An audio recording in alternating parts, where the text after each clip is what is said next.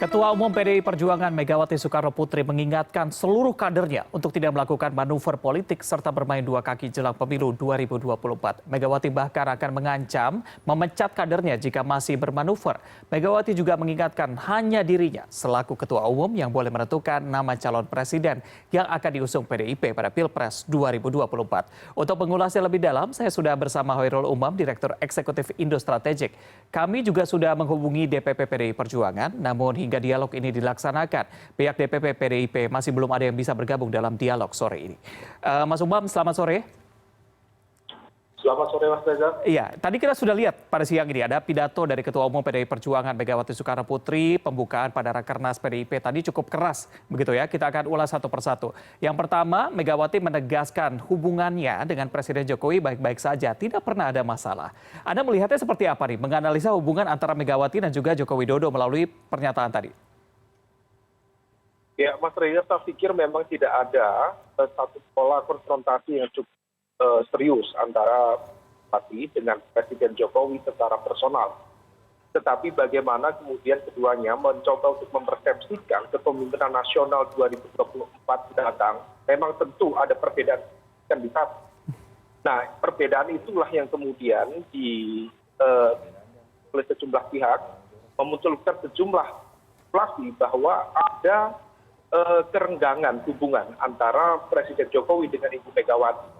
Dan hal itu kemudian dikonfirmasi misalnya oleh sikap yang sangat luar biasa dari Bu Mega yang menunjukkan kemarahan hari ini dengan menyampaikan kata out sebanyak 4 kali dan disampaikan dengan intonasi yang sangat tegas sebagai ekspresi kekecewaan, kemarahan terhadap elemen-elemen di internal PDI yang mencoba manuver di luar batas kendali dari otoritas kewenangan tertinggi Ketua Umum PDIP itu sendiri. Oleh karena itu, tentu semua ditampilkan oleh Presiden, oleh Bu Mega, konfirmasi memang tidak ada persoalan dan tidak ada kerenggangan secara personal. Tetapi kemudian bagaimana banyak mempersepsikan kepemimpinan nasional, saya pikir ada dinamika cukup menarik cermati bersama. Oke, berarti bisa dibilang memang perbedaan pendapat kecil saja begitu antara Jokowi dengan juga Megawati begitu ya? Ya, perbedaan kecil tetapi ini hal teknis bermakna strategis. Artinya pandang beda dari seorang presiden yang kemudian patut diduga misalnya jadi kreatif dihadirnya koalisi Indonesia Bersatu yang seolah-olah kemudian mencoba memfasilitasi hadirnya satu nama yang tadi mencoba ya mendapatkan sorotan yang cukup signifikan dari Bu Megawati, dikatakan tidak boleh bermanuver, kemudian tidak boleh hanya kemajuan ya, yang seolah-olah kemudian berpotensi melangkahi otoritas kewenangan dari Ketua Umum PDIP, dan itu sebenarnya mengkonfirmasi bahwa ada persoalan serius di sini. Kalau misal kita coba pahami itu sebagai statement yang diarahkan kepada Pak Ganjar, maka sebenarnya ini mengkonfirmasi ada persoalan serius di sana. Nah, bisa atau tidaknya misalnya Pak Ganjar nanti maju ke depan kontestasi Pilpres 2024, saya pikir akan ditentukan oleh aspek yang sangat bertentangan, yaitu konstelasi elektoral di tingkat elit dan juga konstelasi elektoral di tingkat massa. Artinya betul memang di aspek elektabilitas Pak Ganjar berhasil misalnya meningkatkan elektabilitas di level massa, tetapi ternyata ada persoalan misalnya bagi beliau untuk melakukan kontestasi elektoral di tingkat elit. Kalau ini dua aspek tidak bertemu, maka kemudian akan berpotensi menjadi ganjalan yang cukup serius bagi seorang Ganjar Pranowo untuk maju dalam kontestasi pemilu atau Pilpres 2024 mendatang. Jadi yang bisa dilakukan kalau misal melihat dari gesture yang disampaikan oleh Bu Mega tadi, ya bagaimana kemudian mampu menyeimbangkan antara hasil elektoral di tingkat massa dan juga di tingkat elit. Jika ada persoalan serius dengan Ganjar Pranowo. Baik, baik. Mas Umam, berarti bisa dibilang berkali-kali dengan nada yang begitu tegas begitu ya, Ibu Mega tadi berbicara mengenai manuver atau tidak boleh berdua kaki begitu ya. Ini berarti ada sinyal bahwa ada masalah internal dari pihak mereka atau seperti apa? Ya, saya pikir itu mengkonfirmasi. Konfirmasi bahwa ada komunikasi yang terputus antara ya, dengan pihak-pihak yang patut diduga bermanuver untuk menggalang kekuatan, menggalang dukungan, dan ini kemudian yang potensi misalnya memunculkan kekecewaan dari elit di PDIP. Itulah kenapa awal ya istilah kemajon, kemelinti, kemudian pemimpin medsos itu kemudian dilakukan serangan itu secara bertubi-tubi. Dan tentu serangan itu bukan berdiri sendiri. Ada bulurut yang kemudian melatar belakangi semua itu. Nah, oleh karena itu, apa yang ditegaskan oleh tadi, seluruh elemen di dalam PDIP untuk tetap berada di bawah kontrol kendali Ketua Umum Ibu Megawati. Tentu ini menjadi keunikan tersendiri dalam konteks ini representasi dari karakter demokrasi terpimpin yang sebenarnya demokrasi terpimpin itu tidak ada dalam hasanah literatur demokrasi manapun. Demokrasi adalah demokrasi, kemudian dimonopoli oleh satu otoritas tertentu. Tetapi bagaimanapun juga inilah salah satu karakter yang sudah dilegalisasi sebagai bagian dari konstitusi partai, dan kalau misal dilegalkan dalam konteks konstitusi partai, ya semua elemen di dalamnya harus mengikuti aturan main tersebut. Nah, oleh karena itu, saya pikir di level ini menjadi cukup clear, semua elemen harus mendisiplinkan dirinya atau akan didisiplinkan oleh infrastruktur partai yang sudah berjalan selama ini. Oke, baik. Pesannya loud and clear, begitu ya, begitu jelas dijelaskan di sana. Dan Mas Umam, ini kalau misalnya kita melihat secara keseluruhan begitu ya, dalam arena Rakernas ini memang kan terlihat ada Ganjar Pranowo, serta ada juga Ketua DPP PDIP Bambang Wuryanto yang melakukan salam komando begitu. Mereka kan selama ini dikenal nggak akur. Nah, ini menunjukkan bahwa memang Megawati telah menengahi perseteruan mereka atau seperti apa? Anda melihatnya seperti apa? Ya, saya pikir pola relasi antar elit itu memang seringkali unpredictable, terutama dalam panggung politik. Sesuatu yang istilah kita yang seringkali kemudian berpuncak pada gegeran politik, tapi kemudian endingnya gergeran. Kenapa bisa terjadi gergeran? Ya seringkali karena ada negosiasi, ada komunikasi yang kemudian bisa menjembatani komunikasi persoalan tersebut. Tetapi apakah kemudian salam komando antara Pak Ganjar dengan Pak Bambang Wuryanto atau Pak Bambang Pacul pada kesempatan Rakernas PDIP tadi kemudian menjadi indikator bersatunya elemen yang selama ini bertentangan tersebut? Belum tentu. Artinya apa? Artinya tentu dibutuhkan upaya dari elemen-elemen tertentu, dalam konteks ini tentu dari Pak Ganjar Pranowo, untuk kembali kepada rel kepartaiannya, supaya kemudian tidak dinilai langkah yang offside, yang kemudian kemajon, yang kemudian dalam konteks ini menyinggung ego atau yang menjadi concern dari Bu Mega. Berkali-kali Mas, kan bahwa Bu Mega memiliki kepemimpinan dengan corak yang cukup unik. Seringkali kalau melihat kadernya yang dinilai kemajon, seringkali memiliki sikap yang sangat tegas. Itu tergambar misalnya di pilkada Jawa Tengah, sebelum Pak Ganjar Pranowo diturunkan dari DPP kemudian dicalonkan di Jawa Tengah. Ada satu namanya misalnya Ibu Rustri Ningsih, kader PDIP, mengkonsolidasikan basis kekuatan untuk waktu itu beliau adalah wagub dan mau maju untuk di level gubernur, tetapi karena dinilai kemajon dan akhirnya kemudian tidak mendapatkan restu dari PDIP, dan akhirnya Pak Ganjar lah kemudian yang diutus untuk turun di Jawa Tengah. Artinya apa? Ada jurisprudensi yang cukup, kalau elemen-elemen di dalam partai misalnya, dalam konteks ini PDIP, tidak mengikuti aturan konstitusi partai, maka mekanisme yang dijalankan sudah cukup jelas. Dan saya pikir yang disampaikan Bu Mega tadi adalah yang cukup clear, loud and clear bagi siapapun, untuk tidak bermain dua kaki, untuk tidak bermanuver. Dan ingat, manuver ini tentu bukan hanya diperlihatkan dari elemen tokohnya, tetapi termasuk juga para relawan-relawan yang begitu masif mengkomunikasikan, mempromosikan melalui berbagai macam platform media sosial sebagai bentuk pendeklarasian. Itu kalau misal kemudian terus dilakukan, maka akan justru dadasi dengan atau basis dukungan di internal partainya. Nah, oleh karena itu yang bisa dilakukan ya bersikap disiplin atau akan dipilihkan oleh konstitusi partai.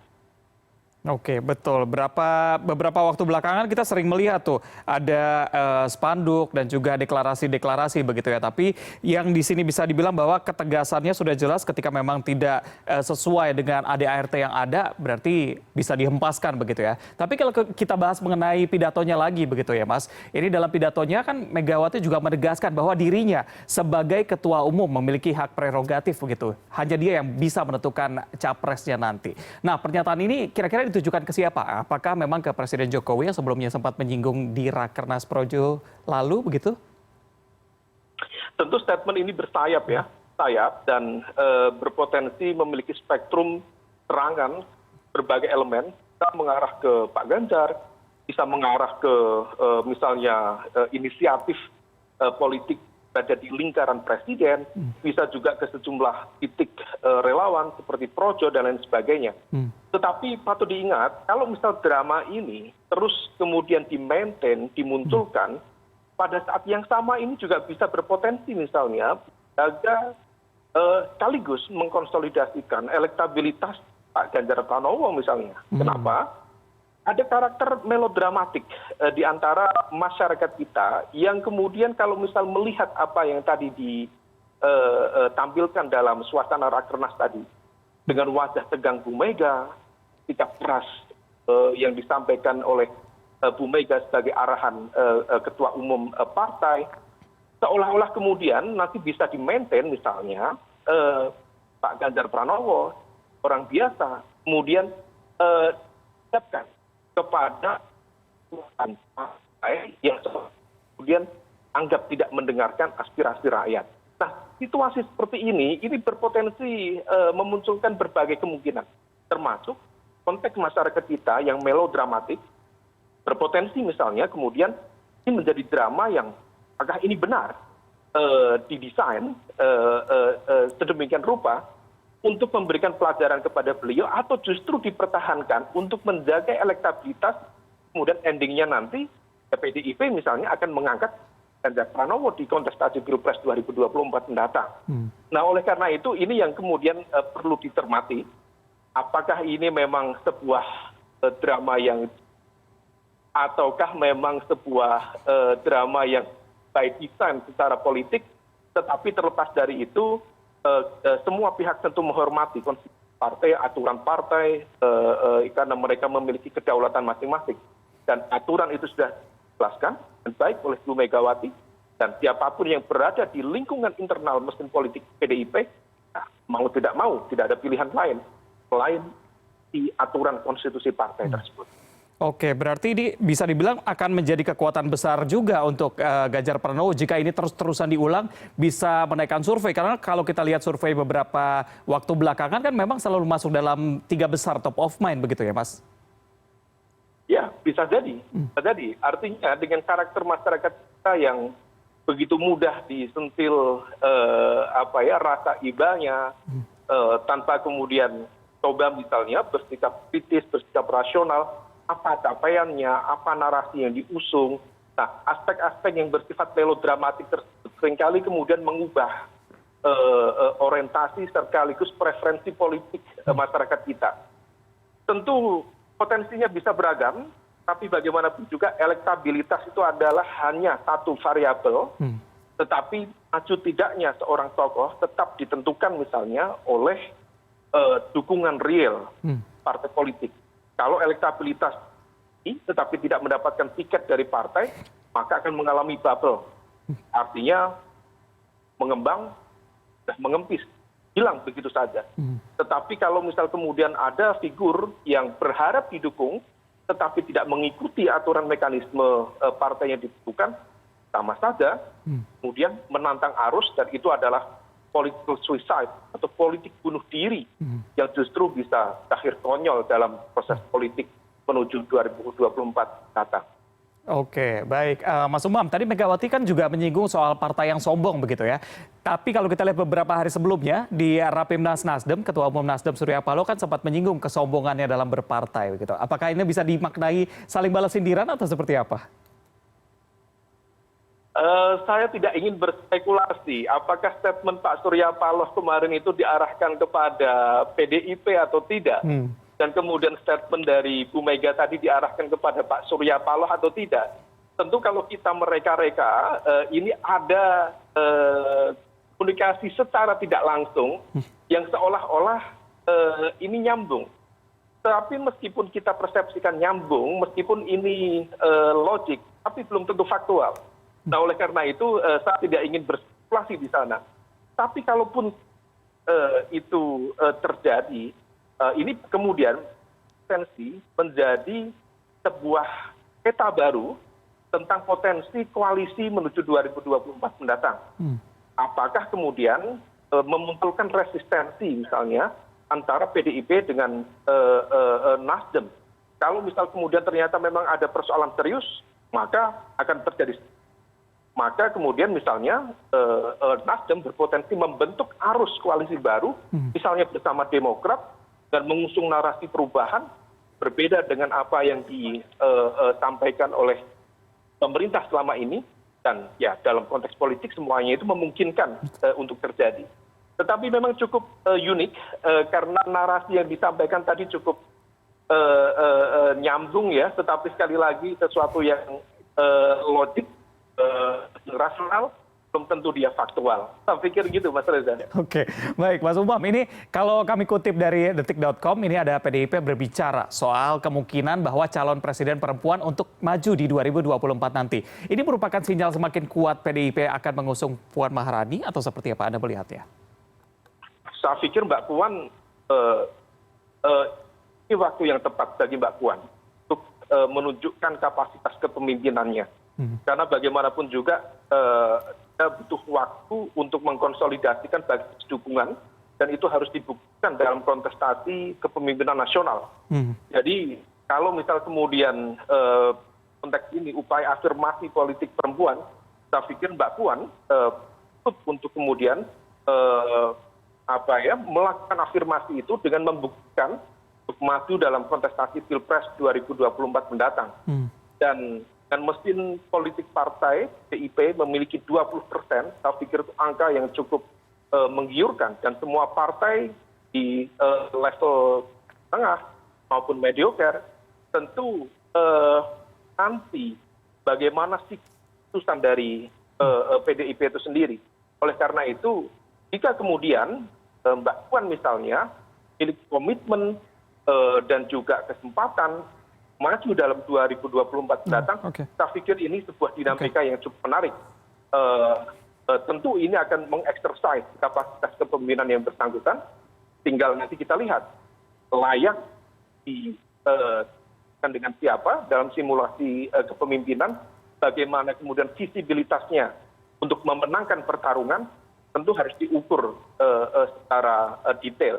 Tetapi tentu elektabilitas tidak menjadi ukuran utama, karena bagaimanapun juga dukungan untuk mendapatkan dalam kontestasi Pilpres adalah yang utama, dan kemudian bagaimana infrastruktur partai bisa berjalan itu adalah faktor selanjutnya yang akan menentukan kemenangan dari seorang tokoh.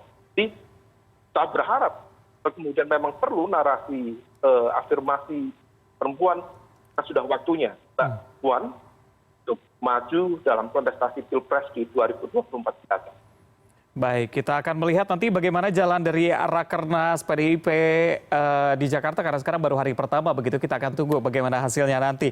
Terima kasih Direktur Eksekutif Indo Strategik Hoirul Umam sudah bergabung bersama kami di CNN Indonesia Newsroom. Selamat sore. Selamat sore.